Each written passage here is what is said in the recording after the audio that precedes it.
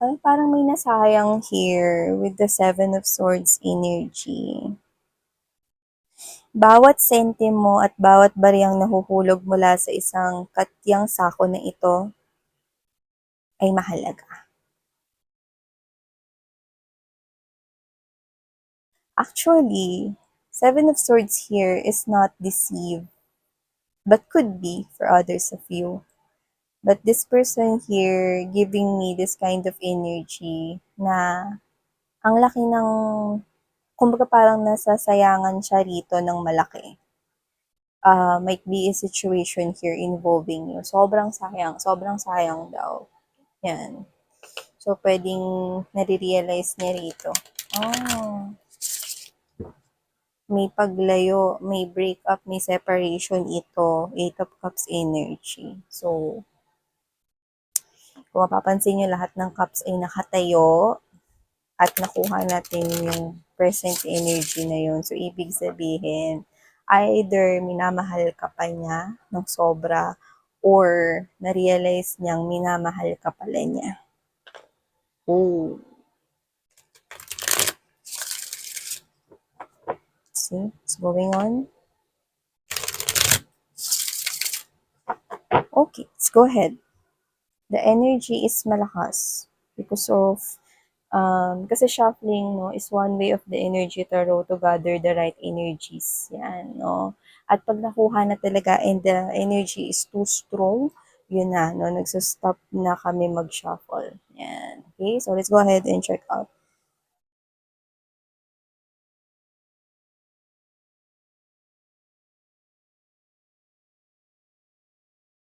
Hmm.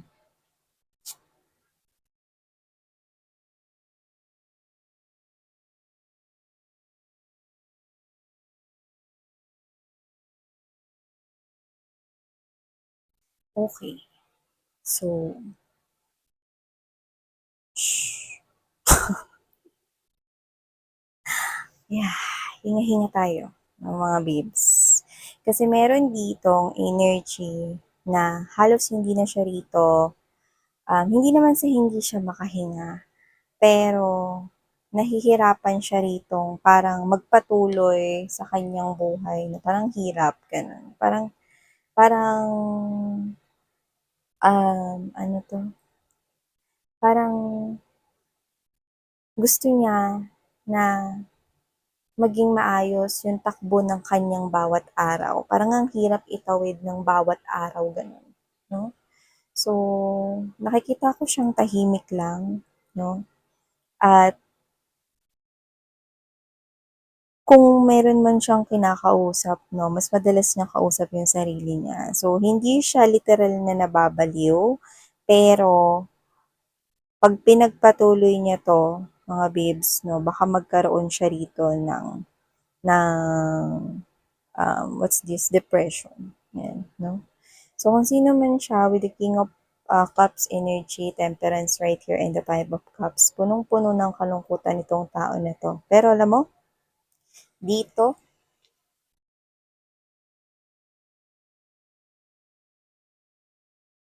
naghihintay pa rin siya sa'yo. Hinihintay ka niya. Okay? Hinihintay ka niya na punong-puno siya rito ng kalungkutan, mga babes, no? Yan. So, maaaring hindi na kayo nag-uusap niyan, no? Pero nakatago kayo mga babes, no? Sa kanya ritong puso. Dala-dala niya kayo rito, no? Alam niya yan, naalala niya yan, no?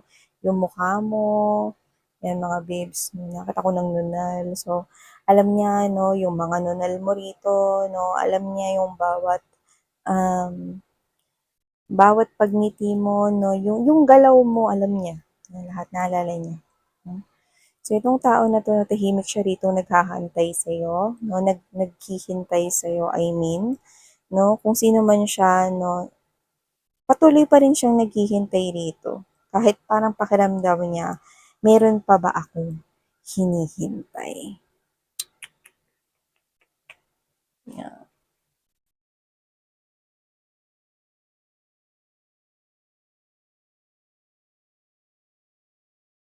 Maaaring kayo ay puwedeng literal na nagsama kayo, puwedeng naging magka-live-in kayo or nakita ko kayo rito na parang maaaring kayo 'to na nagplano kayo na magsama or, nakita kasi ako ng bahay. So, maaaring kayong dalawa ay maaaring, um merong ditong magandang pagsasama because home is a symbol of magandang pagsasama in the past 'no, pero may paglayo, puwedeng may lumalayo, may pag-iwas 'no. So, nakikita ko rito na parang hindi niya na alam 'no kung kaya pa bang ayusin yung bahay na yun which is ang simbolo ng pundasyon ng minsan ninyo ritong samahan or naging koneksyon, 'yan 'no. So, punong-puno na siya rito ng doubts, punong-puno na siya rito ng parang walang kasiguraduhan, yes, na walang kasiguraduhan itong connection na 'to sa'yo. Pero minamahal at hinihintay ka niya habang nakikita kitang lumalayo, umaalis sa sitwasyon. Yung iba talagang umalis kayo, puwedeng literal na nag-alis sa balutan kayo, pero kung hindi man kayo nag-live-in or hindi man kayo naging mag-asawa nito 'no, naging mag-boyfriend, girlfriend kayo, nakita kita na umaalis dito sa connection. So whatever it is, I'm picking up that this person here is iniintay ka pa rin niya. Yeah. So kung sino man siya mga babes, no, I think hindi mo alam na hinihintay ka niya. Kasi the King of Cups is someone here who is trying to keep yung mga nararamdaman niyang emosyon sa sarili niya lang. Okay? Pero yung kanyang damdamin nagsusumigaw, no? Kaya nagkaroon tayo ng a minute of silence kanina, no? Isang silensyo, okay? Kasi this person, yung damdamin niya, no? Marinig na rinig ko yung bawat kabog at bawat paghinga niya. Yan, no? Kaya kung ako ay nurse, na bilang ko na yung every beats. Every pulse, no? Yan, no? Pwede na akong maging, ano to, yung smartwatch nung past life ko. So, yun nga, no? So, yeah. Alam mo, pinipilit niya, no? Pinipilit niya na, um, maging matibay. Pinipilit niya na maging strong. Pinipilit rin niya na gawin yung mga bagay ng mag-isa lang siya. Pero ang hirap. Pinipilit niya rito na bumangon, 'yan 'no, pero ang hirap. This is really challenging at maaaring nakikita ninyo yung angel number 777, 'yan 'no, this could be a reading but kung hindi, ayos lang. Pero with the 777, this person is manifesting you actually back into his or her life. Yeah. Nalulungkot siya eh. Mm. Pero tinutulungan niya yung sarili niya, yes. Okay. Nanonood siya ng mga palabas na tingin niya kung magpapatawa sa kanya. Naghahanap rin siya rito ng mga parang mga activities na pwede niyang ituon yung atensyon niya doon, no? Or naghahanap siya rito ng ibang bagay, no? Bukod sa normal niyang ginagawa, no? Para tulungan yung sarili niya rito na uh, maka-move on. Paunti-unti nagmo-move on siya, pero ang hirap talaga. Nahihirapan siyang mag-move on sa'yo. Wait lang, natapakan ko ata yung buhok mo, guys. Ang haba kasi. Yan, no? So, wala tayong gender dito, no, mga mahal, no? At syempre, welcome sa mga new subscribers. Hi, ako po si Yan. Sana magstay kayo dito sa channel namin, no? Sa returning subscribers, yan, nandito na naman kayo. Bakit? Mga chismoso-chismoso talaga itong mga to. Ito nga yung nararamdaman nitong person na to sa'yo, no? Yun nga yung chinichika ko rito. Hindi hindi siya nagsasalita pero nararamdaman ng mga tao sa paligid niya na malungkot siya. Hindi nga nagma-match yung sinasabi niya sa nararamdaman niya, because the energy, mararamdaman mo talaga yon, okay? 'Pag galit yung tao sa paligid mo, 'pag malungkot yung tao sa paligid mo, okay? Lahat yun nararamdaman, 'no? So ito, hindi siya nag-o-open up rito na nasasaktan siya kasi wala ka, 'no? Or nalulungkot siya kasi mga babes, 'no, may paglayo dito, 'no? So, kahit hindi siya magsalita, ramdam yun ng pamilya niya, ng mga friends niya, or ng mga katrabaho niya rito, kung sino-sino man yung mga nakapaligid sa kanya. So, lahat yan ay nililihim niya lang. Parang Okey ka lang ba? Oo, okey lang ako na ano, deep down inside mga bibs 'no, hindi siya okey dito. Sinusubukan niya, yes, pero ang layo niya pa sa tuktok. Okey, ang layo niya pa dun sa success na gusto niyang gawin rito 'no. Gusto niya ditong maka-move forward. Tignan mo 'no, 8 of Wands in reverse position.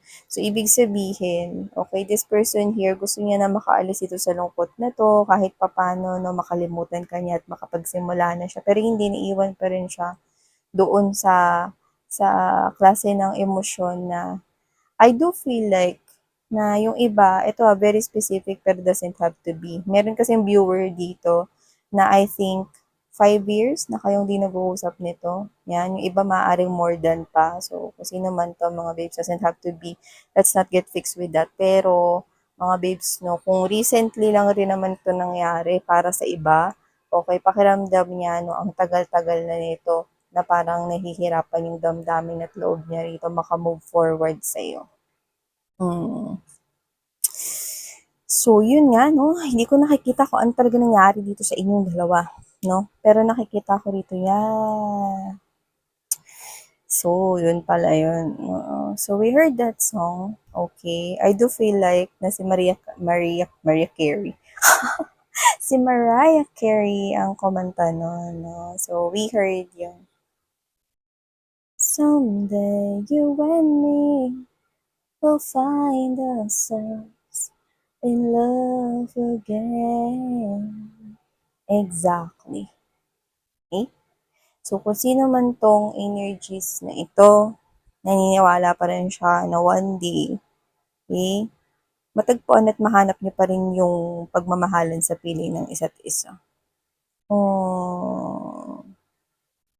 So, see, sobrang lungkot niya rito, no? Baka nga nag-walling na to dun sa may 7-Eleven. Nakita ko kasi yung 7-Eleven mga isa. Baka galing kayo doon, no? Or nadaanan niyo yun. Just take out this resonates. No? Pero sobrang lungkot niya na parang ginagawa niya naman yung best niya. Ginagawa niya naman lahat ng paraan para matulungan yung sarili niya, makalimutan ka. Pero ang hirap talaga. Yung iba, maaaring kaya ganun katagal, no? Kasi pwedeng late realization siya eh. Okay? Parang too late na. Lumapit man siya sa'yo or lumapit na siya sa'yo, huli na ang lahat kasi naka-move forward ka na. Lumalabas ang energy mo bilang the chariot card right here. You're moving into emotions, nagbabago na ang iyong emosyon, no? Hindi na kayo parehas ng damdamin nito. Okay? May sa'yo, kung may pagmamahal ka pa, nabawasan na. Yan. No? Like, hindi na kagaya ng dati. Just take how this resonates. Pero siya, mahal ka pa rin niya. This person is dreaming, manifesting you back right here. Yan, no? The 12 Wands is an indication here na nasa crossroads siya. Okay? And hoping na one day, okay, ma-realize mo, no, na bigyan siya rito ng isa pang pagkakataon. Maasa siya. Okay? Hinihintay ka niya. Kaya kung nagkita na kayo nito at nagkausap, no, pwedeng sinabi niya sa'yo na hihintayin ka niya, no. Yan. So, nakikita ko na after ng pag-uusap na to, no, maaaring hindi siya nakatulog ng maayos. Especially nung araw na yun. Okay? Kasi negatibo ang naging kasagutan ninyo eh. Yung iba pwedeng hindi sumagot, negatibo pa rin yung naging epekto nun sa kanya. So, this person is nasa crossroads. Okay? Actually, ngayon to, nakikita ko siya magpapaskong malungkot. No? Kahit na mga babes na magpaputok pa siya ng fireworks sa labas, yung mukha niya, yan, ano talaga, sad talaga siya. Kasi strongly, if this is your reading, hindi kita nakikitang nakikipag-ayos sa kanya eh. Parang ang energy mo nga rito is, desidido ka na sa paglayo sa kanya rito. Kita ko rito. Ikaw nakikita ko na sasalubungin mo rito yung holiday season na talagang masaya ka, masigla ka, no? Pero siya is kabaliktaran ng energy mo. Hoping pa rin siya rito, tinan mo. Death in a upright position is that this person wants rebirth. Pero tingnan mo tong deck na ito. Walang araw kundi maliwanag na black ang paligid. So, ibig sabihin gabi, okay? At wala ring presence ng moon dito. So, ibig sabihin wala talaga siyang kakulo-kulo kung talagang meron pang mangyayaring new beginning or rebirth sa inyong dalawa. No? Pero hoping pa rin siya rito. Umaasa. No? Yung mga ulap na yan, tingnan mo no, kahit napakadilim ng gabi, ang mga ulap na yan ang simbolo rito no, ng walang kasiguraduhan. So, ibig sabihin, kahit na ang intensyon niya is magkaayos kayo, magkabalikan tong koneksyon na ito, no? At hindi ka na niya rito iiwanan, no? Isang pangako na willing na siyang tuparin this time or willing niyang tuparin this time, okay? It's like, hindi ka na mag-a-agree doon, okay? Or hindi ka na sumasang-ayon doon. Wala nang partnership, ganun. See, the lovers. This is what this person wants. The energy of the Knight of Pentacles is someone here. Tinan mo, Three of Wands energy, Knight of Pentacles is here. This is the type of energy na hindi niya alam kung hanggang kailan siya maghihintay, pero hihintayin ka pa rin niya. Yung iba, hinihintay na lang niya, especially kung single kayo, hinihintay na lang niya kayo na parang maikasal sa iba. Baka sa ganung paraan, makatulong daw yun para makamove on na siya. Alam mo, nakakaawa nung energy niya. Yun yung nakikita ko sa kanya rito. Parang, kumbaga sa para siyang dito, lantang gulay na ewan. Nakikita ko rito. Para siyang nakita ko yung puno, no, malaking puno na yun. Well, that only means stability, mga babes, no. Pero yun nga, para siyang puno ng balete, no. I mean, para siyang yung dun, yung white lady dun na hindi makaalis sa puno ng balete. Hindi siya maka-move forward dito sa'yo. Parang if ever man na kung ginost ka niya noon, kasi yung iba may late realizations dito, nakita ko rito na ikaw yung nanggo-ghost sa kanya ngayon, pero it just comes na parang natural yun. Yun yung nakikita ko rito eh. Natural yun na reaction mo. Kasi why would you give your time kung ayaw mo naman talagang mag-invest pa rito sa ganitong klase ng connection? Okay? So, ganun ka. So, ginughost mo siya kasi meron ka ng iba ritong mga bagay na pinaprioritize at hindi na siya kasali doon. So, yun nga, no? Happy Sunday sa ating lahat, mga babes, no? Pero sa kanya. Yan, no? Parang wag ka nang malungkot. Yan, no? Pero malungkot siya. Well, sabi niya kasi dito, hindi niya alam kung kailan siya rito sasaya. Kasi, yun yung nararamdaman rin ng energy niya. Ramdam natin yung energy niya dito. So, ibig sabihin, trueness. Kaya kung sinabi man niya sa'yo rito na hindi niya alam kung paano magiging masaya, well, it's somehow true if this reading is for you. Okay? So, yeah, collective itong mga mensahe natin for you guys coming from this person of yours. Thank you so much. Sarang ngayon love and light. Ayun.